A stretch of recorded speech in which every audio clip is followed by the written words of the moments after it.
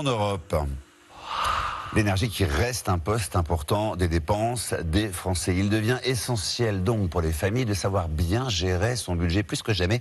Et des solutions existent pour faire des économies et gagner en pouvoir d'achat.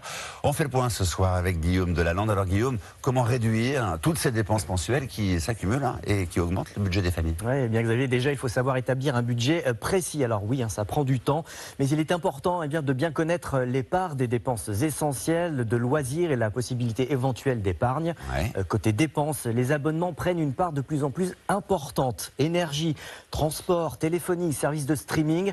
Près de 65% des Français admettent ne pas connaître précisément le montant total de tous leurs abonnements. Chaque Français en compterait d'ailleurs une bonne dizaine. Un Français sur 3 oublierait même l'existence de certains abonnements. De quoi gagner plusieurs dizaines d'euros par mois en faisant un petit ménage là par exemple. Et on peut aussi faire jouer la concurrence par exemple, Ouais, et voir plus clair déjà. C'est essentiel de faire jouer la concurrence. Selon certains sites comparateurs, vous pouvez économiser jusqu'à 400 euros par an en changeant vos différents abonnements. Pour le téléphone, il y a beaucoup de forfaits qui commencent à 5 euros pour 5 gigas. Pareil pour les box, il existe des forfaits internet, téléphone autour de 15 euros. Et puis on n'oublie pas les assurances aussi. C'est la loi Hamon qui vous permet de changer facilement au bout d'un an votre contrat.